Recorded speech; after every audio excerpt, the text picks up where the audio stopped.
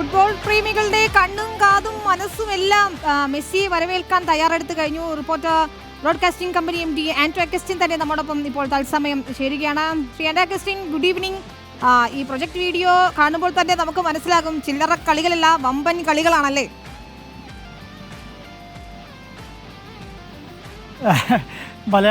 മലയാളികൾക്ക് സന്തോഷം വരുന്ന എല്ലാ കാര്യങ്ങളും ചെയ്യുന്നുണ്ട് വിനീത. നമ്മുടെ കൊച്ചിയിൽ മെസ്സി അടക്കമുള്ള അർജന്റീന ടീമും ഓസ്ട്രേലിയയും കൂടെ ഒരു സൗഹൃദ മത്സരം കളിക്കുക എന്ന് പറയുന്നത് നമ്മുടെ ഒരു സ്വപ്നതുല്യമായ കാര്യമാണ്. അത് യാഥാർത്ഥ്യമാകാൻ പോവുകയാണ്. അതിൻ്റെ ഒരുക്കങ്ങളാണ് നടക്കുന്നത്. വലിയ വിജയം ഉണ്ടാവും എന്നുള്ളതാണ് പ്രതീക്ഷ. നോക്കാം. എല്ലാവരും ചോദിക്കുന്നുണ്ടായിരുന്നു. ഇപ്പോഴാ ആൻഡ്രോ അഗസ്റ്റിൻ തന്നെ അത് പ്രഖ്യാപിച്ചിരിക്കുന്നു. ഓസ്ട്രേലിയയാണ് എതിരാളികൾ അല്ലേ? അപ്പോൾ അത് തീരുമാനമായി. ഓസ്ട്രേലിയയാണ് നമ്മുടെ അർജന്റീനയ്ക്ക് എതിരാളിയായി വരുന്നത്. നമ്മളെ സംബന്ധിച്ചിടത്തോളം അഭിമാനമാണ്. 24ാമത്തെ റാങ്കാണ് ഫിഫ വേൾഡ് കപ്പിൽ ഓസ്ട്രേലിയക്കുള്ളത്. അപ്പോൾ ഫിഫ വേൾഡ് കപ്പിൻ്റെ 24ാം റാങ്കിങ്ങിലുള്ള ഓസ്ട്രേലിയ അർജന്റീനയായിട്ട് മാറ്റിവെക്കുക എന്ന് പറയുന്നത് വലിയ വിജയം നമുക്കിവിടെ കാണാം. ഒരു ആവേശം നമുക്കിവിടെ കാണാം എന്നുള്ളതാണ്. അത് മാത്രമല്ല വിനീത, കഴിഞ്ഞ 14 കളികളായിട്ട് ഓസ്ട്രേലിയ ഒരു കളിക്ക് പോലും തോറ്റിട്ടില്ല എന്നുള്ളതാണ്. അപ്പോൾ അർജന്റീനയും ഓസ്ട്രേലിയയും തമ്മിൽ കൊച്ചിയിൽ കളി നടക്കുന്ന സമയത്ത് എങ്ങനെയായിരിക്കും ഓസ്ട്രേലിയക്ക് തോൽക്കാൻ കഴിയുക? അപ്പം ഒരു സൗഹൃദ മത്സരത്തിനപ്പുറം ഒരു വീറും വാശിയും തരുന്ന ഒരു വീരോട് കൂടിയിട്ടുള്ള ഒരു പോരാട്ടമായിരിക്കും കൊച്ചിയിൽ നടക്കുക എന്നുള്ളതാണ് നമ്മൾ വിശ്വസിക്കുന്നത്. സ്റ്റേഡിയത്തിലാണ് ഉള്ളത്. അവിടെ സത്യം പറഞ്ഞാൽ യുദ്ധകാലാടിസ്ഥാനത്തിലാണ് പണികൾ നടന്നുകൊണ്ടിരിക്കുന്നത്. ശരിക്കും സ്റ്റേഡിയം പുതുക്കി പണിയുകയാണല്ലേ? നമ്മളെ സംബന്ധിച്ചിടത്തോളം കൊച്ചി ഇൻ്റർനാഷണൽ സ്റ്റേഡിയം എല്ലാ സൗകര്യങ്ങളോടും കൂടിയുള്ള ഒരു സ്റ്റേഡിയമായിരുന്നു. അതിൻ്റേതായ കുറേ അറ്റകുറ്റപ്പണികളും കുറേ നാളുകളായിട്ട് നമ്മൾ ഇൻ്റർനാഷണൽ മാച്ചുകൾ കളിക്കാത്തതിൻ്റേതായ ചെറിയ പ്രശ്നങ്ങളുണ്ടായിരുന്നു. കാരണം നമ്മളിവിടെ ISL കളികളാണ് നടത്തിയിട്ടുള്ളത്. പിന്നെ അണ്ടർ 17 2017 നടത്തുമ്പോൾ ഉണ്ടായിരുന്ന സാഹചര്യങ്ങൾ അപ്ഡേഷൻസ് മാത്രമേ നടത്തിയിട്ടുള്ളൂ. പക്ഷേ നമ്മളെ സംബന്ധിച്ചൊരു അണ്ടർ 17 കളിയിനേക്കാളും വലുതായിട്ട് തന്നെ ഇതിനെ നമ്മൾ കാണേണ്ടി വരും. ലോകകപ്പ് നടക്കുമ്പോൾ എങ്ങനെയായിരിക്കുമോ ഒരു സ്റ്റേഡിയത്തെ നവീകരിക്കേണ്ടത്, അതുപോലെ തന്നെ നവീകരിക്കേണ്ടത് ഈ സ്റ്റേഡിയത്തെ സംബന്ധിച്ച് അത്യാവശ്യമായൊരു ഘടകമാണ്. അപ്പോൾ അതിനുവേണ്ട എല്ലാ സജ്ജീകരണങ്ങളും ഒരുക്കുക എന്നുള്ളതാണ് ഇതിൻ്റെ ഏറ്റവും പ്രധാനപ്പെട്ട കാര്യം എന്ന് പറയുന്നത്. കാരണം നമുക്ക് അർജന്റീനയും ഓസ്ട്രേലിയ ആണെങ്കിൽ തന്നെ രണ്ട് ടീമും എന്താണ് പറയുക, ലോകകപ്പ് കളിക്കുന്ന ടീമാണ്. ലോകകപ്പിൻ്റെ 1ാമത്തെ 2ാമത്തെ 3ാമത്തെ സ്ഥാനങ്ങൾ അലങ്കരിച്ചു വരുന്നതാണ് അർജന്റീന എന്ന് പറയുന്നത്. അതുപോലെ തന്നെ ഓസ്ട്രേലിയ എന്ന് പറഞ്ഞാൽ 25ാമത്തെ റാങ്കിങ് അലങ്കരിച്ച് വരുന്നതാണ്. അപ്പം അർജന്റീനയും ഓസ്ട്രേലിയയും തമ്മിൽ എന്ന് പറഞ്ഞാൽ ഒരു ലോകകപ്പ് എങ്ങനെയാണോ കൊച്ചിയിൽ കാരണം ഇനി ആകെ 2026 ജൂൺ ജൂലൈയിലാണ് ലോകകപ്പ് നടക്കാൻ പോകുന്നത്. അപ്പം അതിന് മുൻപുണ്ടായിരുന്ന അവസാന ഫ്രണ്ട്ലി മാച്ചുകളാണ് കേരളത്തിന് നമുക്ക് അനുവദിച്ച് കിട്ടിയിട്ടുള്ളത്, ഫിഫ റാങ്കിൽപ്പെട്ട ഫിഫ വിൻഡോയിൽ കിട്ടിയത്. അപ്പോൾ അതിനനുസരിച്ചുള്ള കളികളായിരിക്കും ഇനി അങ്ങോട്ട് ഉണ്ടാവുക. അപ്പം നമുക്ക് ശരിക്കും പറഞ്ഞാൽ അതിനനുസരിച്ച് ഒരു സ്റ്റേഡിയം ഉണ്ടാക്കുക എന്നുള്ളത് തന്നെയാണ് നമ്മുടെ ഒരു ടാസ്ക്. നമ്മളെ സംബന്ധിച്ചിടത്തോളം 30 ദിവസമാണ് നമുക്ക് നമ്മുടെ മുൻപിലുള്ളൂ. 30 ദിവസം കൊണ്ട് നമ്മളൊരു സ്റ്റേഡിയത്തെ ഒരു ഇൻ്റർനാഷണൽ ലെവലിലേക്ക് ഉയർത്തുക എന്ന് പറയുന്നത് വളരെ ശ്രമകരമായ ജോലിയാണ്. പക്ഷേ നമ്മളത് പൂർത്തീകരിക്കും. വലിയ രീതിയിലുള്ള സന്നാഹങ്ങൾ നമ്മൾ ഇതിനു വേണ്ടി ഇവിടെ ഒരുക്കിയിട്ടുണ്ട്. അതിനുള്ള ടീമുകൾ ഓൾറെഡി വർക്ക് സ്റ്റാർട്ട് ചെയ്തു. ഇന്ന് നമ്മളത് എല്ലാ കാര്യങ്ങളുമായിട്ട് ക്രോഡീകരിച്ച് മുഖ്യമന്ത്രിയുടെ നേതൃത്വത്തിൽ ഒരു യോഗം ചേർന്ന് അതുമായി ബന്ധപ്പെട്ട കാര്യങ്ങളും സ്പോർട്സ് മിനിസ്റ്ററുടെ യോഗത്തിൽ, കാരണം രാവിലെ തുടങ്ങി സ്പോർട്സ് മിനിസ്റ്റർ ഇവിടെ ഉണ്ട്, അവരുമായി ബന്ധപ്പെട്ട കാര്യങ്ങളെല്ലാം ഡിസ്കസ് ചെയ്ത് തീരുമാനമായിട്ട് അത് മുന്നോട്ട് പോവുകയാണ്. പക്ഷേ ഒരു അന്താരാഷ്ട്ര ലെവലിലേക്കുള്ളൊരു കൊച്ചി സ്റ്റേഡിയം, കാരണം ഇപ്പോഴത്തെ സ്റ്റേഡിയം കണ്ടവർക്ക് ഇതിപ്പോൾ കണ്ടാൽ മതി. ഒരു മാസം കഴിഞ്ഞാൽ ഈ സ്റ്റേഡിയം ഇങ്ങനെ ആയിരിക്കില്ല. വലിയ മാറ്റങ്ങളുണ്ടാകും കൊച്ചി സ്റ്റേഡിയത്തിനകത്ത്. എന്തായാലും മുഖം മിനുക്കുകയാണ്. എന്തൊക്കെ കാര്യങ്ങളാണ് പുതുതായി? നമ്മൾ അർജന്റീന ഓസ്ട്രേലിയ മാച്ച് എന്ന് പറയുമ്പോൾ അതൊരു വമ്പൻ മാച്ചാണ്. യഥാർത്ഥത്തിൽ ഒരു ലോക 11 ഒക്കെ അണിനിരക്കുന്ന വലിയ മത്സരമാണ്. അപ്പോൾ സ്റ്റേഡിയത്തിൽ എന്തൊക്കെ മാറ്റങ്ങളാണ് കൊണ്ടുവരുന്നത്? അതിന് 70 കോടിയോളം ചെലവ് വരുമല്ലേ?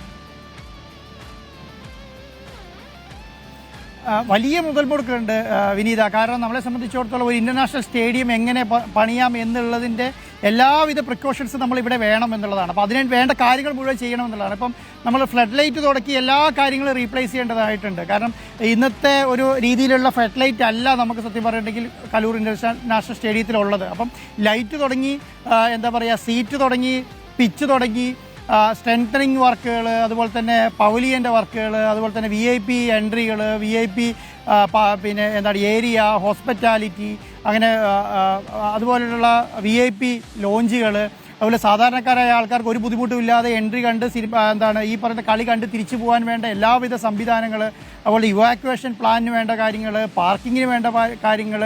സത്യം പറഞ്ഞാൽ ഒരു 38 ഏക്കർ സ്ഥലമാണ് ശരിക്കും പറഞ്ഞാൽ കൊച്ചി ഇൻ്റർനാഷണൽ സ്റ്റേഡിയം എന്ന് പറയുന്നത്. കാരണം നമുക്കത് ഫീൽ ചെയ്യാറില്ല.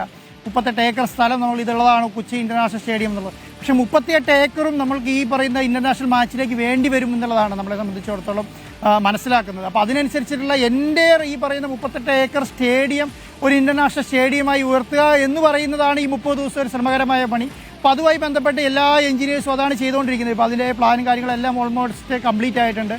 കാരണം GCDAൻ്റെ ഭാഗത്താണെങ്കിലും ഗവൺമെൻറ് ഭാഗത്താണെങ്കിലും നല്ല സപ്പോർട്ട് കിട്ടുന്നുണ്ട്. ഇപ്പോൾ അതനുസരിച്ചിട്ട് നമ്മൾ കാരണം അവരെല്ലാം ടീം ഓഫ് എഞ്ചിനീയേഴ്സും ടീമും IAS IPS ഉദ്യോഗസ്ഥന്മാരും എല്ലാം ഇതിൻ്റെ ഭാഗമായി നിൽക്കുന്നുണ്ട് എന്നുള്ളതാണ്. അപ്പോൾ ഗവൺമെൻറ് ഭാഗത്ത് മിനിസ്റ്റർമാരടക്കമുള്ള എല്ലാ കാര്യങ്ങളുണ്ട്. ഇപ്പം അബ്ദുറഹ്മാൻ മിനിസ്റ്റർ, രാജീവ് മിനിസ്റ്റർ ഉണ്ട്, അതുപോലെ തന്നെ മുഖ്യമന്ത്രിയുടെ നേതൃത്വത്തിലുള്ള രാജേഷ് മിനിസ്റ്റർ ഉണ്ട്, ഒരു മുഖ്യമന്ത്രിയുടെ നേതൃത്വത്തിലുള്ള എല്ലാ ആൾക്കാരും ഉണ്ട്.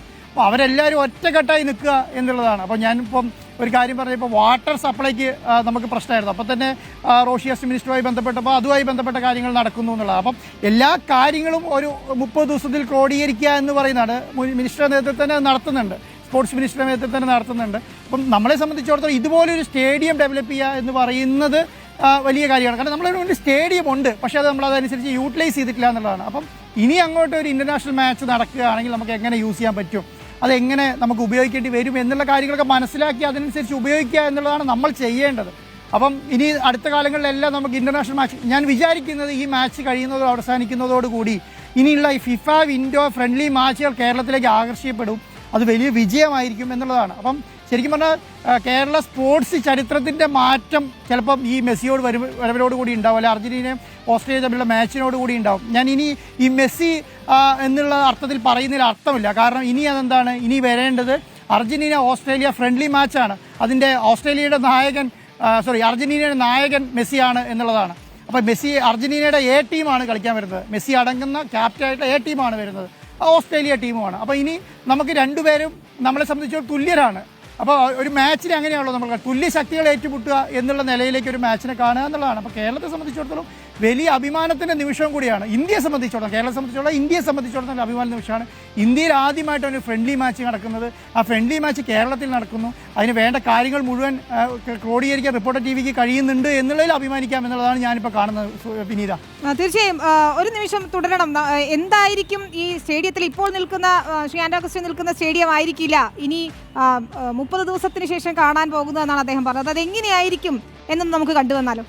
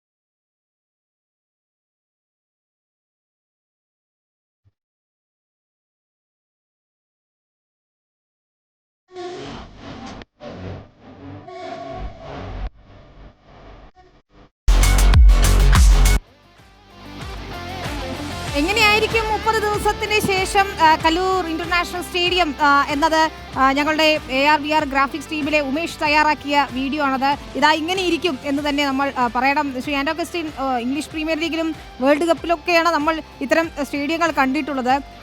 ഇനിയിപ്പോൾ എല്ലാവർക്കും ആശങ്ക ഞങ്ങൾക്ക് കാണാൻ പറ്റില്ലേ മെസ്സി എന്നതാണ്. എത്ര പേരെ ഉൾക്കൊള്ളിക്കാൻ കഴിയുമെന്നാണ് നിലവിൽ പ്രതീക്ഷിക്കുന്നത് കാണികളെ?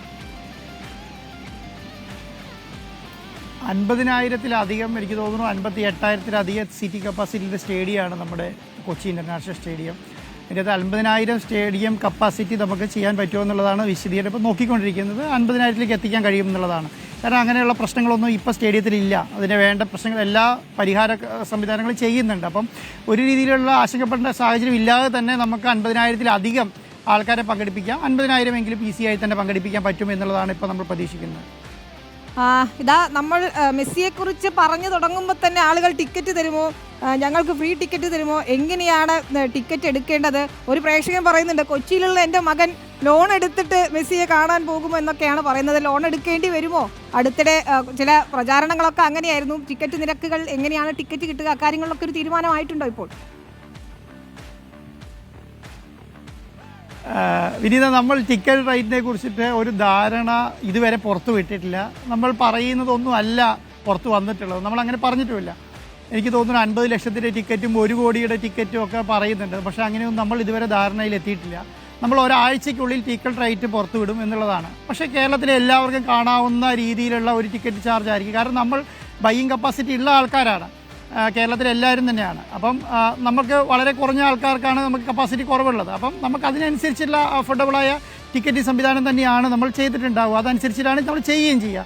കാരണം നമ്മളെ സംബന്ധിച്ചിടത്തോളം എന്താണ്, ഒരു ഇൻ്റർനാഷണൽ ലെവലിലേക്ക് നമ്മുടെ കേരളത്തിലെ ഫുട്ബോളിനെ, സ്പോർട്സിനെ ഉയർത്തുക എന്നുള്ള റിപ്പോർട്ടർ ടിവിയുടെ ഇനീഷ്യേറ്റീവും കൂടെയാണ്.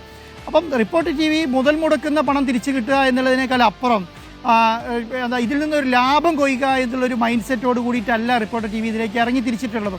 അപ്പം അതിനനുസരിച്ചുള്ള ടിക്കറ്റിംഗ് ചാർജുകളായിരിക്കും ഉണ്ടാവുക. നമ്മളെ സംബന്ധിച്ച് അറിയാം 50,000 ടിക്കറ്റേ നമ്മുടെ മുൻപിൽ ഉള്ളൂ എന്നുള്ള കാര്യം അറിയാം. അപ്പോൾ 50,000 ടിക്കറ്റ് കേരളത്തിലെ 3.5 കോടി ജനങ്ങൾക്ക് ഒന്നുമല്ല എന്നുള്ളതും അറിയാം. അപ്പം നമ്മളെ സംബന്ധിച്ചിടത്തോളം അതിനനുസരിച്ചിട്ടൊരു പ്ലാനിംഗ് ആണ് നമുക്ക് എല്ലാവരെയും ഉൾക്കൊള്ളിച്ചു. ഇപ്പോൾ VIP ആൾക്കാരെയും VVIP ആൾക്കാരെയും ഒക്കെ ഉൾപ്പെടുത്താനും അതുപോലെ തന്നെ സാധാരണക്കാരെ ഉൾപ്പെടുത്താനും പറ്റുന്ന ഒരു സ്ട്രക്ചറൽ പ്ലാൻ ആയിരിക്കും നമ്മുടെ മുന്നിൽ ഉണ്ടാകുക എന്നുള്ളതാണ്. അതനുസരിച്ച് നമ്മളൊരു പ്ലാൻ നമ്മൾ ഉണ്ടാക്കുകയുള്ളൂ. അപ്പോൾ അല്ലാതെ നമ്മൾ പറയുന്ന പോലെ 50 ലക്ഷത്തിൻ്റെ ടിക്കറ്റ്, 1 കോടിയുടെ ടിക്കറ്റ് എന്ന് പറയുന്ന ആൾക്കാർ അങ്ങനെ ഒരു സംവിധാനം നമ്മൾ ഇതുവരെ പ്ലാൻ ചെയ്തിട്ടില്ല. അപ്പോൾ അത് വരുന്നതനുസരിച്ച് നമ്മൾ പ്ലാൻ ചെയ്യും. പക്ഷേ നമുക്ക് VVIP ടിക്കറ്റുകളുണ്ട്. അത് വളരെ ചുരുക്കം നമ്പേഴ്സൊക്കെ ആയിരിക്കും ഉണ്ടാവുക. അതും ഈ വലിയ ലെവലിലേക്ക് പോവുക എന്നുള്ളതൊന്നും നമ്മുടെ മനസ്സിൽ പ്ലാനിങ്ങളില്ല. അപ്പോൾ സാധാരണ ഗവൺമെൻറ്റിനും സർക്കാരിനും നമ്മൾക്കും അതുപോലെ മുതൽ മുടക്ക് തിരിച്ചു കിട്ടുക എന്നുള്ളത് ലെവലിലേക്കൊക്കെ തന്നെ ഇതിനെ പ്ലാൻ ചെയ്യുന്നുള്ളൂ. അല്ലാതെ ഇത് വെച്ചൊരു വലിയ ലാഭം ഉണ്ടാക്കുക എന്നുള്ളതൊന്നുമല്ല. അപ്പം നമ്മളെ സംബന്ധിച്ചിടത്തോളം കേരളത്തിലെ ടൂറിസം ഡെവലപ്പ് ചെയ്യണം, കേരളത്തിലെ എന്താ പറയുക നമ്മുടെ സ്പോർട്സ് ഡെവലപ്പ് ചെയ്യണം, ഇങ്ങനെയുള്ള എല്ലാ കാര്യങ്ങളും ഇതോടുകൂടി കേരളത്തിലെ സ്പോർട്സ് ചരിത്രം മാറണം എന്നുള്ളതാണ്. അപ്പം അത് തന്നെയാണ് ഗവൺമെൻറ്റിൻ്റെ ആഗ്രഹം, അല്ലേ? അപ്പോൾ അതനുസരിച്ചുള്ള കാര്യങ്ങളുമായിട്ടാണ് നമ്മളിപ്പോൾ മുന്നോട്ട് പോകുന്നത്. അപ്പം നമ്മളെ സംബന്ധിച്ചിടത്തോളം ഉള്ള ഏക കാര്യം എന്ന് പറയുന്നത് എന്താണ്, എല്ലാവർക്കും കാണാനുള്ള സാഹചര്യം ഒരുക്കുക, എല്ലാവരും സുരക്ഷയോടുകൂടി കാണാനുള്ള സാഹചര്യം ഒരുക്കുക, അതിനനുസരിച്ച് ഫെസിലിറ്റി നമ്മൾ ഉണ്ടാക്കുക. പിന്നെ വേറൊരു കാര്യം എന്താ പറയുക വിനിയ, നമ്മൾ ഈ 10-70 കോടി രൂപ മുടക്കി ഒരു സ്റ്റേഡിയം ഡെവലപ്പ് ചെയ്യുമ്പോൾ ഉണ്ടാകുന്ന ഗുണം ഭാവി വരുന്ന തലമുറയ്ക്ക് നമ്മൾക്ക് എന്താ ഈ ഒരു ഇൻ്റർനാഷണൽ മാച്ച് കൊണ്ട് അവസാനിക്കാൻ പോകുന്നില്ല എന്നുള്ള കാര്യം എനിക്ക് 100% ഉറപ്പാണ്. ഇനി എന്താണ്, ഇനി അങ്ങോട്ട് ഫ്രണ്ട്ലി മാച്ചുകളുടെ കളിയായിരിക്കും നടക്കാൻ പോകുന്നത് എന്നുള്ളതാണ്. ഇനി 2026 ലോകകപ്പ് കഴിഞ്ഞാൽ എല്ലാം ഇഷ്ടംപോലെ വിൻഡോകൾ ഉണ്ടാവും. ആ വിൻഡോകൾ ഇന്ത്യയിൽ കളിക്കാൻ ഒരു സാഹചര്യം റിപ്പോർട്ടർ TV മുഖാന്തരം കേരള ഗവൺമെൻറ് മുതലേ ഉണ്ടാകുക എന്ന് പറയുന്നത് വലിയ മാറ്റമാണ്. നമ്മുടെ ഇക്കണോമിക്ക് തന്നെ ഒരു വലിയ മാറ്റം. ഈ അർജന്റീന പോലെ ഒരു രാജ്യത്തെക്കുറിച്ച് നമ്മൾ പറയുന്ന സമയത്ത് മനസ്സിലാക്കേണ്ട ഒരു കാര്യം, ഈ അർജന്റീന നടക്കുന്നത് എങ്ങനെയാണെന്നറിയോ? അവിടുത്തെ സ്പോർട്സിൽ നിന്ന് വരുമാനം കൊണ്ടാണ്. പല രാജ്യങ്ങളും ആ രാജ്യം മുന്നോട്ട് പോകുന്നത് സ്പോർട്സിൽ നിന്ന് വരുമാനം കൊണ്ടാണ്. അപ്പോൾ അതുപോലെയുള്ള വരുമാനം നമുക്ക് കേരളത്തിലേക്ക് എത്താൻ കഴിയണം. നമുക്ക് എല്ലാവിധ സംവിധാനങ്ങളും, ടൂറിസവും സ്പോർട്സുമാണ് ഏറ്റവും അടുത്ത് നിൽക്കുന്ന 2 സംവിധാനങ്ങൾ എന്ന് പറയുന്നത്. അപ്പോൾ ആ 2 വിഭാഗങ്ങൾ ഒന്നിച്ച് നിൽക്കാനുള്ള ഏറ്റവും സാഹചര്യമുള്ള ഇന്ത്യയിലെ ഏക സംസ്ഥാനം എന്ന് വേണമെങ്കിൽ കേരളത്തെ പറയാം, അല്ലെങ്കിൽ ഏഷ്യയിലെ തന്നെ ഏറ്റവും നല്ല സംസ്ഥാനം എന്ന് വേണമെങ്കിൽ പറയാം. അതിനെ നമ്മൾ ക്രോഡീകരിക്കാൻ ഈ ഒരു ഇനിഷ്യേറ്റീവ് എന്നുള്ളതാണ് ഇതിനെ കാണേണ്ടത്. അപ്പം ഇതിനകത്ത് സഹായിക്കാൻ കഴിയുന്ന രീതിയിലെല്ലാം റിപ്പോർട്ടർ TV സഹായിക്കും. എടുക്കാൻ പറ്റുന്ന രീതിയിലെല്ലാം ഇനിഷ്യേറ്റീവ് റിപ്പോർട്ടർ TV എടുക്കും. അത് ഗവൺമെൻറ്റിൻ്റെ കൂടെ നിന്ന് മുഖ്യമന്ത്രിയുടെ നേതൃത്വത്തിലൊക്കെ നിരന്തര യോഗങ്ങൾ നടക്കുന്നുണ്ട്. മന്ത്രിമാരുടെ സ്പോർട്സ് മിനിസ്റ്ററൊക്കെ ഇതിനു വേണ്ടി മാത്രം മാറി നിന്ന് കാര്യങ്ങൾ ചെയ്യുകയാണ്. അപ്പം ഒരു ലോക ഉത്സവമാണ് ഒരു മാസം നീണ്ടു നിൽക്കുന്ന കേരളത്തിലേക്ക് എത്തുക എന്നുള്ളതാണ്. ഒരു 10 ദിവസം എന്ന് പറയുന്ന ഒരു ലോകത്തിൻ്റെ ഏറ്റവും നല്ല ഉത്സവം കേരളത്തിൽ നടക്കുന്നതായിട്ട് നമ്മളിതിനെ കാണണം എന്നുള്ളതാണ് എൻ്റെ അഭിപ്രായം. ഒരുപക്ഷെ നമുക്ക് കേരളത്തിൽ കൊണ്ടുവരാൻ കഴിയുന്ന ഏറ്റവും പ്രശസ്തനായ വ്യക്തി, മലയാളികൾ ഫുട്ബോൾ പ്രേമികൾ ഏറ്റവും കൂടുതൽ സ്നേഹിക്കുന്ന ഒരാളാണ് മെസ്സി. ഒപ്പം ലോകകപ്പ് നേടിയ അർജന്റീന ടീമാണ്. ആ പ്രത്യേകതയുമുണ്ട്. ഇപ്പോൾ ശ്രീ ആൻഡാഗസ്റ്റിൻ പറഞ്ഞതുപോലെ ഓസ്ട്രേലിയ കൂടി എത്തുമ്പോൾ ഏതാണ്ട് വമ്പന്മാരുടെ ഒരു വലിയ പോരാട്ടം എന്ന നിലയ്ക്ക് മാറുകയും ചെയ്യും. ശ്രീ ആൻഡാഗസ്റ്റിൻ, അതുപോലെ തന്നെ നമ്മൾ ഒരു മാച്ച് നടത്തി അതിൽ അവസാനിപ്പിക്കുക എന്നുള്ളതല്ല, കേരളത്തിൽ ആകെ ഫുട്ബോളിനെ വളർത്തിയെടുക്കുന്നതിന് കൂടി സഹായകരമാകുന്ന രീതിയിലുള്ള ഒരുപാട് പ്രവർത്തനങ്ങൾ കൂടി ചെയ്യാൻ ഉദ്ദേശിക്കുന്നുണ്ട് അല്ലേ? നമ്മളെ സംബന്ധിച്ചിടത്തോളം കാസർഗോഡ് തുടങ്ങി തിരുവനന്തപുരം വരെയുള്ള കൊച്ചു കേരളത്തിൽ നമുക്ക് സംബന്ധിച്ചിടത്തോളം എല്ലാ ജില്ലകളിലും സ്പോർട്സിനെ ഉത്തേജിപ്പിക്കണം എന്നുള്ളതാണ്. നമ്മളെ സംബന്ധിച്ച് ഇതൊരു സ്പോർട്സ് ഇവൻ്റ് നിലയ്ക്ക് അപ്പുറം ഇതൊരു ഫുട്ബോൾ ഇവൻ്റാണ്. അപ്പോൾ നമുക്ക് എത്തിക്കാവുന്നത്ര സ്കൂളുകളിൽ, എത്തിക്കാവുന്നത്ര ക്ലബ്ബുകളിൽ എല്ലാം നമ്മൾ ഫുട്ബോളുകൾ എത്തിക്കണം, ഫുട്ബോളുമായി ബന്ധപ്പെട്ട കാര്യങ്ങൾ ചെയ്യണം, ഇവൻറ്റുകൾ നടത്തണം എന്നുള്ളതാണ്. അത് ഗവൺമെൻറ് സഹായത്തോടു കൂടി നടത്താൻ കഴിയുമെന്നുള്ളതാണ് ഞാൻ വിചാരിക്കുന്നത്. അപ്പോൾ ഞാൻ വിചാരിക്കുന്നത് ഒരു 1,60,000-ലധികം ഫുട്ബോളുകൾ നമ്മൾ കേരളത്തിൽ വിതരണം ചെയ്യാൻ പോവുകയാണ്. കാരണം അത്രയും സ്കൂളുകളും അത്രയും ക്ലബ്ബുകളും ഇല്ല. പക്ഷേ എന്താണ്, ഇതിനോട് താല്പര്യമുള്ളവർക്ക് എല്ലാവരും കയ്യിൽ ഫുട്ബോൾ കളിക്കാൻ കഴിയണം എന്നുള്ളതാണ്. കാരണം ഇതൊരു അവരൊരു എനർജി ബൂസ്റ്റപ്പ് ആയിരിക്കണം. കാരണം ഞാനും ഇതിൻ്റെ ഭാഗമാണ് എന്നുള്ളത് തോന്നാൻ കഴിയണം കേരളത്തിലെ ജനങ്ങൾക്ക്. കാരണം ഇതൊരു ചാനൽ നടത്തുന്ന പരിപാടിയല്ല, ഇതൊരു ഗവൺമെൻറ് മാത്രം നടത്തുന്ന പരിപാടിയല്ല, കേരളത്തിന് ഉത്സവമാണ്. അപ്പം ഞാൻ എപ്പോഴും മറ്റുള്ള ചാനലുകളൊക്കെ പറയുന്ന കാര്യം എന്ന് പറയുന്നത് ഇത് റിപ്പോർട്ടർ ടി-വിയുടെ പരിപാടിയായിട്ട് അതിനെ കാണരുത്. കാരണം എന്താണ്, ഇത് കേരളത്തിലെ ജനങ്ങൾക്ക് വേണ്ടി ചെയ്യുന്ന ഒരു പരിപാടിയായിട്ട് ഇതിനെ കാണണം. കാരണം എത്ര നാൾ ഏതൊക്കെ ചാനൽ എന്തൊക്കെയാണെന്ന് നമുക്ക് പറയാൻ കഴിയില്ല. പക്ഷേ എന്താണ്, പക്ഷെ ഒരു രാജ്യത്തിൻ്റെ എക്കണോമി വളരുക, ഒരു സ്റ്റേറ്റിൻ്റെ എക്കണോമി വളരുക എന്ന് പറയുന്നത് വലിയ മാറ്റങ്ങളായിരിക്കും ഉണ്ടാക്കുക. അപ്പോൾ അതിന് വേണ്ട കാസർഗോഡ് തുടങ്ങി തിരുവനന്തപുരം വരെ എല്ലാ സ്പോർട്സ് ക്ലബ്ബുകളെ, എല്ലാ സ്കൂളുകളിലെ എല്ലാ സംവിധാനങ്ങളും, സ്പോർട്സുമായി ഫുട്ബോളുമായി ബന്ധപ്പെട്ട എല്ലാ സംവിധാനങ്ങളും ഉത്തേജിപ്പിക്കാനുള്ള ഒരു പ്രവർത്തനം നമ്മൾ ഈ വരുന്ന ഒരു മാസമായിട്ട് നടത്തുമെന്നുള്ളതാണ്. അപ്പോൾ അതിൻ്റെ റോഡ് ഷോകളുണ്ട്, അതുപോലെ തന്നെ വലിയ കട്ടൗട്ടുകളുണ്ട്, ബലൂണുകളുണ്ട്, അതുപോലെ തന്നെ നമ്മൾ ആർട്ട് വർക്കുകളുണ്ട്, അതുപോലെ തന്നെ സാൻഡ് ആർട്ടുകളുണ്ട്. അതുപോലെ ഏറ്റവും ലോകകപ്പിന് വേണ്ടി നമ്മൾ ഗിന്നസ് വേൾഡ് റെക്കോർഡ് കിട്ടാൻ പാകത്തിനുള്ള ഫുട്ബോൾ ജഗ്ലിങ്ങൾ നമ്മൾ പ്ലാൻ ചെയ്യുന്നുണ്ട്. റോഡ് ഷോ നമ്മൾ പ്ലാൻ ചെയ്യുന്നു. വിദ്യാർത്ഥികളെ ഉൾപ്പെടുത്തി വിദ്യാഭ്യാസ വകുപ്പുമായി ബന്ധപ്പെട്ട് എന്തൊക്കെ ചെയ്യാൻ കഴിയുമോ അതെല്ലാം നമ്മൾ ചെയ്യാൻ പ്ലാൻ ചെയ്തിട്ടുണ്ട്. ഒരു വലിയ പ്ലാൻ നമ്മുടെ മുന്നിൽ ഈ പറയുന്ന 30 ദിവസത്തേക്കുണ്ട് എന്നുള്ളതാണ്. അപ്പം 30 ദിവസത്തെ പ്ലാൻ വിജയിക്കുകയാണെങ്കിൽ സത്യം പറഞ്ഞാൽ കേരളത്തിൽ എല്ലാ വർഷവും ഒരു 30 ദിവസം നടക്കുന്ന സ്പോർട്സ് ഇവൻറ്റുകൾക്ക് സാധ്യതയുണ്ടെന്നാണ് ഞാൻ വിചാരിക്കുന്നത്. അപ്പം അതിനനുസരിച്ചുള്ള എല്ലാ കാര്യങ്ങളും നമ്മൾ ചെയ്യുന്നുണ്ട്. ഒരു എല്ലാവരും കൂടെ ഒന്ന് ഒത്തുപിടിച്ചാൽ കേരളത്തിൻ്റെ ഒരു സ്പോർട്സിനെ കണ്ട്, അല്ലെങ്കിൽ കേരളത്തിൻ്റെ ഒരു വികസനം ആലോചിക്കുന്ന കക്ഷി രാഷ്ട്രീയങ്ങൾക്ക് അപ്പുറമായിട്ട് എല്ലാവരും ഇതിൻ്റെ ഒരു ഒത്തുപിടിച്ച് നിന്നാൽ ഇതൊരു മഹാ ഉത്സവമായി മാറും എന്നുള്ളതാണ്. നമുക്ക് ബാക്കിയുള്ള കാര്യങ്ങളൊക്കെ പിന്നെ പറയാം. പക്ഷേ എന്താണ്, ഇതിൻ്റെ കാര്യത്തിൻ്റെ അകത്ത് നമ്മളെല്ലാവരും ഒറ്റക്കെട്ടായി നിൽക്കണം എന്നുള്ളതാണ് എൻ്റെ അഭിപ്രായം. ഈ സ്റ്റേഡിയത്തിന്റെ കാര്യത്തിലേക്ക് തന്നെ നമുക്ക് വീണ്ടും വരാം. കാണികളെ ഏതാണ്ട് 50,000 പേരെ ഉൾക്കൊള്ളുമെന്ന് ഉറപ്പാണ്. അതിൽ മെസ്സിയും അർജന്റീന ടീമും ഇപ്പോൾ ഓസ്ട്രേലിയയും ഒക്കെയാണെന്ന് അറിയുമ്പോൾ സ്വാഭാവികമായും പല പ്രമുഖരായ വ്യക്തികളും എത്തുമല്ലേ. ആരൊക്കെയായിരിക്കും എന്നത് ഏതായാലും സർപ്രൈസ് ആയിരിക്കും. പക്ഷേ VIP പവലിയൻ, ഗാലറി, ആ രീതിയിലൊക്കെ പ്രത്യേക സജ്ജീകരണങ്ങളും ഒരുക്കുന്നുണ്ടല്ലേ?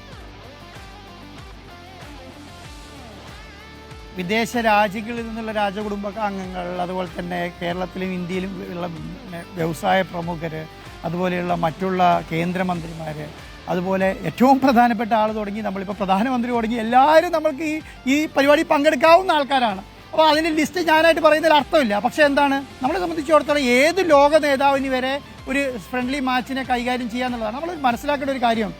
ഞാൻ മറ്റുള്ള രാജ്യങ്ങൾ എങ്ങനെയാണ് ഫ്രണ്ട്ലി മാച്ച് നടത്തുന്നതെന്ന് നോക്കിയിട്ടുണ്ട്. അപ്പോൾ ഓരോ രാജ്യങ്ങൾ 4,000 കോടി 5,000 കോടി രൂപയാണ് സത്യം പറയുന്നത് ഒരു ഫ്രണ്ട്ലി മാച്ച് കളിക്കുന്നതിന് വേണ്ടി മാറ്റിവെക്കാറ്. അത് രാജ്യം തന്നെ മാറ്റിവെക്കുന്നുണ്ട്.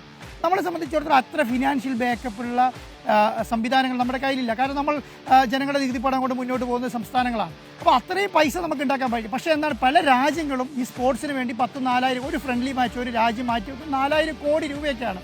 അപ്പോൾ 4,000 കോടി രൂപയൊക്കെ മാറ്റി വെച്ച് ഒരു ഫ്രണ്ട്ലി മാച്ച് നടത്തുമ്പോൾ അതിൻ്റെ ഒരു അതിൻ്റെ ബെനിഫിറ്റ് എന്ന് പറയുന്നത് ഈ പറയുന്ന ലോകം മുഴുവൻ എത്തുന്നുള്ളതാണ്. ലോകത്തെ എല്ലാ രാജ്യങ്ങളിലും എത്തും. ഫുട്ബോളിൻ്റെ പ്രത്യേകത എന്ന് പറയുന്നത് മെസ്സി എന്ന ആരാധനയെ ഒരു കളിക്കാരെ സംബന്ധിച്ചിടത്തോളം ലോകത്ത് ഫാൻസ് ഏറ്റവും ഒന്നാം സ്ഥാനത്ത് ഫാൻ ബേസിൽ നിൽക്കുന്ന ആളാന്നുള്ള നിലയ്ക്കാണ്. കാരണം അദ്ദേഹത്തിന് എത്ര ഫാൻസ് ഉണ്ടെന്ന് പറയുന്നത് ലോക ജനങ്ങളിനകത്ത് 70% മെസ്സിയുടെ ഫാൻസാണ്. കാരണം 30% മാത്രമേ മാറ്റി നിൽക്കുന്നുള്ളൂ. അപ്പം മെസ്സി പോലെ ലോകത്തെ 70%, ലോകത്തെ മൊത്തം ജനസംഖ്യയുടെ 70% ആരാധിക്കുന്ന ഒരു കളിക്കാരൻ ഒരു കേരളത്തെ പോലൊരു സ്ഥലത്ത് എത്തുമ്പോൾ അത് ആ ലോകത്തെ 70% ആൾക്കാരിലേക്ക് എത്തുക എന്നുള്ളതാണ്. അതുപോലെയുള്ള ഇവൻറ്റുകൾ സംഘടിപ്പിക്കുന്നതാണ്. ഇപ്പം നമ്മൾ ഖത്തർ ലോകകപ്പ് കണ്ടു. ഖത്തറൊക്കെ ചെറിയ രാജ്യമാണ്. എന്തുകൊണ്ടാണ് ഖത്തർ ചെറിയ രാജ്യം ഒരു ലോകകപ്പ് സംഘടിപ്പിക്കുന്നത്? ഖത്തർ എന്ന രാജ്യത്തെ ലോകത്തിന് പരിചയപ്പെടുത്താൻ വേണ്ടിയിട്ടാണ്. അപ്പോൾ നമ്മളെ സംബന്ധിച്ചിടത്തോളം ഇതൊരു സുവർണാവസരമാണ്. നമ്മുടെ കേരളത്തെ ലോകത്തിന് പരിചയപ്പെടുത്താൻ കിട്ടുന്ന ഒരു സുവർണാവസരമാണ്. അത് നല്ല രീതിയിൽ ഉപയോഗിക്കാൻ കഴിഞ്ഞിട്ടുണ്ടെങ്കിൽ അത് വലിയ നേട്ടമായിരിക്കും എന്നുള്ളതാണ് ഞാൻ വിചാരിക്കുന്നത്. അപ്പം ലോകത്തെ ഏത് നേതാക്കന്മാർക്ക് വരാം. അതുകൊണ്ട് VIP ഉള്ള ഒരു നീണ്ട നിര ഉണ്ടാവും എന്നുള്ള കാര്യത്തിനകത്ത് ഒരു സംശയമില്ല വിനീത. ശ്രീ ആൻഡോ അഗസ്റ്റിൻ, ഒരു നിമിഷം തുടരുക. ഏതായാലും താങ്കൾ പറഞ്ഞതുപോലെ അത്തരത്തിൽ VVIPകൾ എത്തുകയാണെങ്കിൽ അവർക്ക് എന്ത് സൗകര്യങ്ങളായിരിക്കും കലൂർ സ്റ്റേഡിയത്തിൽ ഒരുക്കുക? ആ വീഡിയോ കൂടി നമുക്കൊന്ന് കണ്ടുവരാം.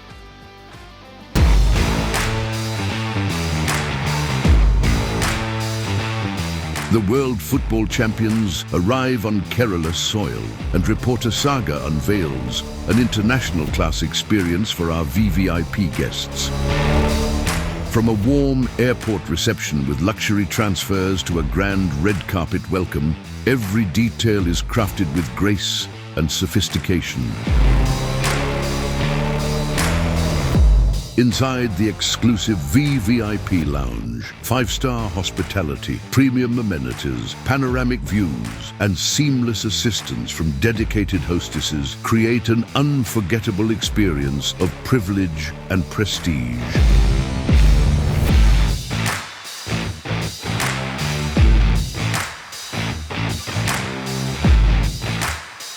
Complete with rare photo opportunities with Team Argentina and Australia and autographed jerseys from the players themselves. An international viewing experience awaits you. Be a part of it. Kerala reporter Saga, India's grandest stage of football. അപ്പോൾ ശ്രീ ആൻഡോ Augustine, Messi വരുമോ എന്ന് ചോദിച്ചതിന് Messi എത്താൻ ഇനി വിരലിൽ എണ്ണാവുന്ന ദിവസങ്ങളേ ഉള്ളൂ. അപ്പോൾ എല്ലാ ആശംസകളും. ഇനി കൂടുതൽ ഊർജത്തോടെ നമ്മൾ വരും ദിവസങ്ങളിൽ ഈ ജോലികൾ തീർക്കുക എന്നതാണ് പ്രധാനം, അല്ലേ?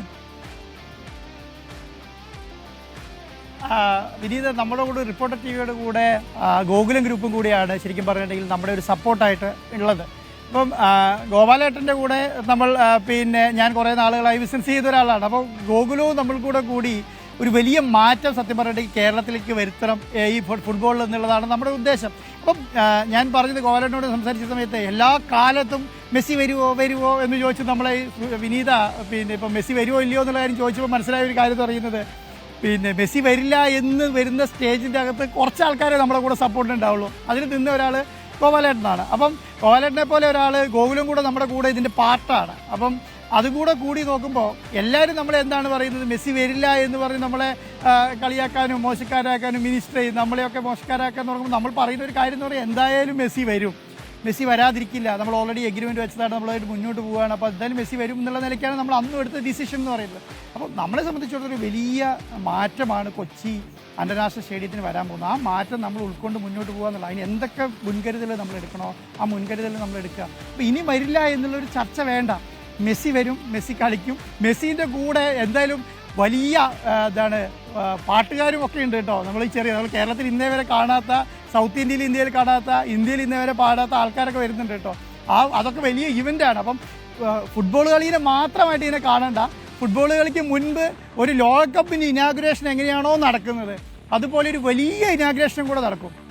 ആ ഇനാഗുറേഷൻ ഫംഗ്ഷൻ എന്ന് പറയുന്നത് ഒരാൾ പോലും മിസ്സാവരുത്. മിസ്സായാൽ അത് അവർക്ക് നഷ്ടമാവും എന്നുള്ളതായിരിക്കും എൻ്റെ അഭിപ്രായം. കാരണം അതിനകത്ത് അത് നമുക്ക് വില പതിക്കാൻ കഴിയില്ല. നമുക്ക് എല്ലാ പ്രാവശ്യവും അങ്ങനെ നടപ്പിലാക്കാൻ കഴിയുമെന്ന് ഞാൻ വിചാരിക്കുന്നില്ല. അപ്പോൾ ഒരു വലിയ മാറ്റമായിരിക്കും ഉണ്ടാകാൻ പോകുന്നുള്ളതാണ് ഞാൻ വിചാരിക്കുന്നത്.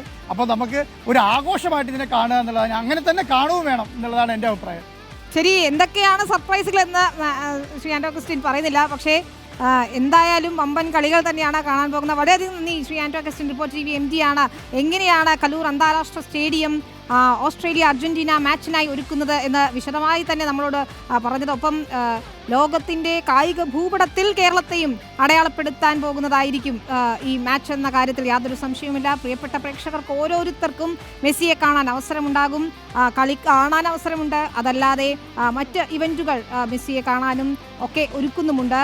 നമുക്ക് ഏതായാലും അതിൻ്റെ വിശേഷങ്ങൾ വിശദാംശങ്ങളൊക്കെയാണ് ശ്രീ ആൻഡോ അഗസ്റ്റിൻ പങ്കുവച്ചത്.